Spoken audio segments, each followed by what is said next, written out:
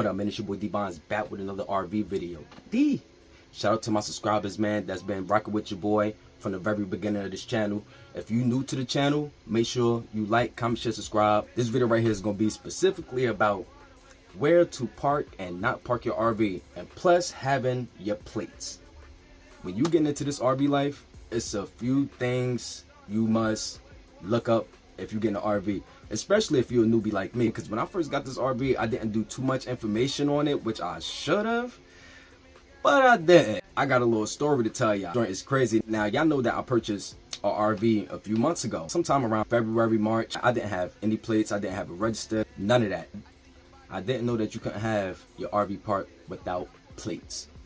Now, that's where I messed up at. The moral of the story is, man, before you get an RV, make sure you look up all the rules and regulations, zoning areas. There's different zoning areas that you can park your RV. It also depends on your size. As y'all know, that I purchased a RV 3 months ago. When I first bought this RV, I didn't register it. That's where I messed up at. I didn't register the RV, and I was rocking out for like a good month. It was like exactly a good month. The police came.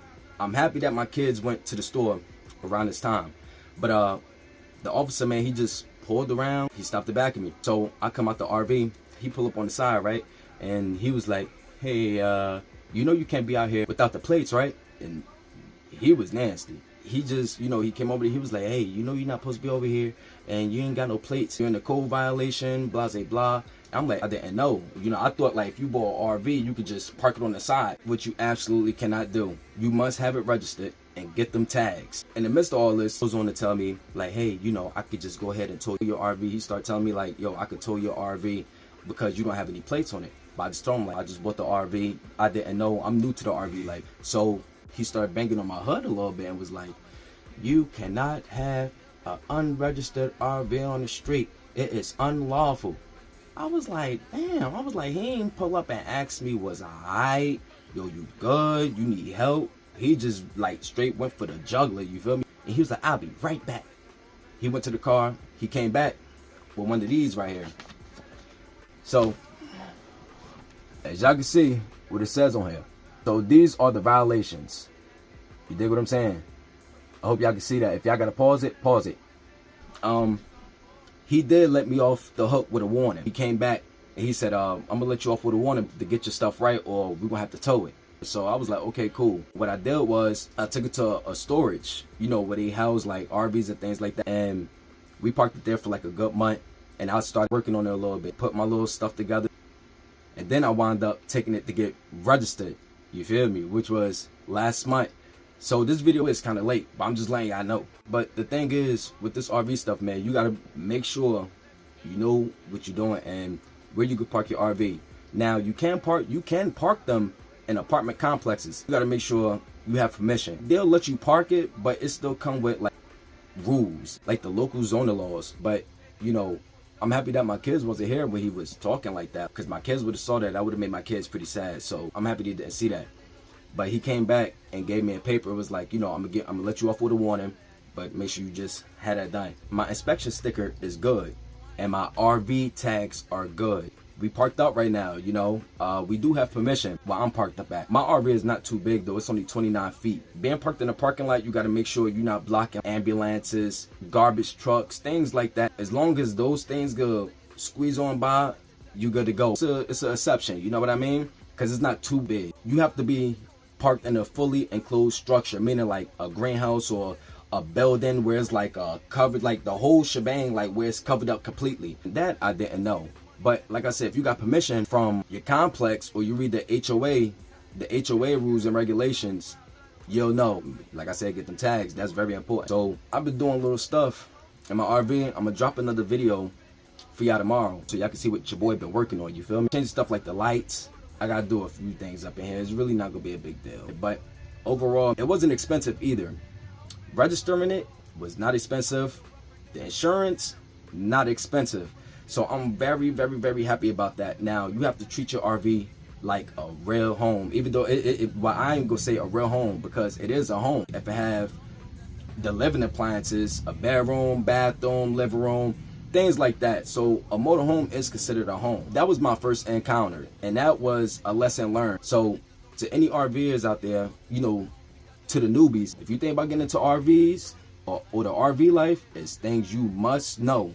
If you do not follow them rules, they will try to take your RV, and I do not want that to happen. Once again, man, it was pretty cheap. It went good.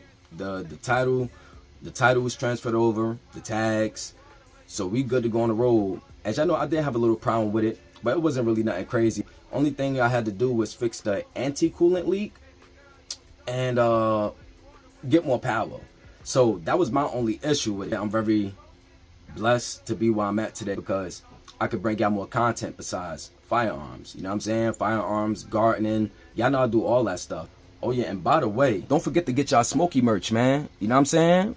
Baby Dooster, you heard? Shout out to the ones that subscribe to the channel, man, and that also purchased some of my Smokey merchandise. I got hoodies, hats, fanny packs, whatever you need, cups, whatever, hoodies, sweatsuits, I got it all.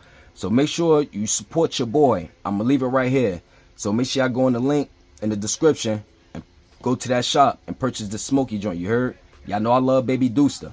If you're looking for somewhere to park, you can park in like Walmart. That's 24 hours. I know Cracker Barrel. I don't really know too many spots, but I'm gonna show it right here where you can park at legally overnight 24 hours. Now they also have camping grounds, big box stores, truck stops, and even some businesses. Now if you have a friend that have a house, you can park in their driveway.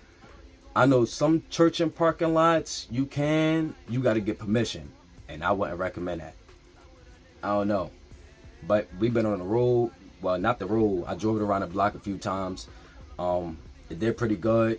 I did have a problem with the hot and the cold because of the antifreeze leak that happened. And you know things can happen with that. And that thing can overheat your RV if you do not have any anti-coolant. Now, if you see anything that's like milky, like rusty, make sure you change that, clean it out, because that could cause your, I don't want to get into that, but that could cause you some damage on your engine. You do not want that. My son helped me with the anti-coolant leak. We patched it up with that good stuff that we had, and it works. We ain't got no problems. We filled it up with some more anti-coolant.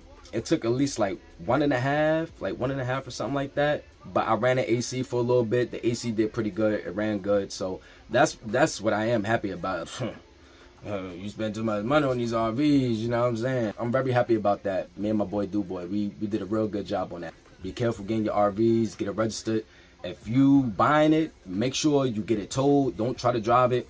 I got a story on that too. I gotta tell y'all a story. I still didn't tell y'all the story yet, how I purchased the RV and I drove it here on luck.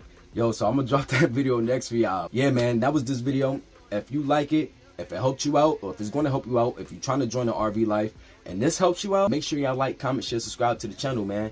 And make sure y'all become a member. I'm gonna be dropping more videos. I know y'all probably like, yo, we say you gonna drop more videos, but man, life been hitting, you feel me? Y'all gonna be seeing a lot of more Dbonds, whether it's firearm videos, garden, DIY, solar, it doesn't matter. Once again, man, if this video helped you and you get into the RV life, this is one of the things to avoid. Well, not one, but two. You're parking, and make sure you have your plates. You want to make sure everything is legit so everything will go smooth. You don't want no problems. Yeah, man, that's this video. Thank y'all for watching the channel. If you're getting into the RV life, this is something that you definitely should know about, so you won't get your RV towed. That'll be the last thing you want. But yeah, man, it's your boy Dbonds. I'm out.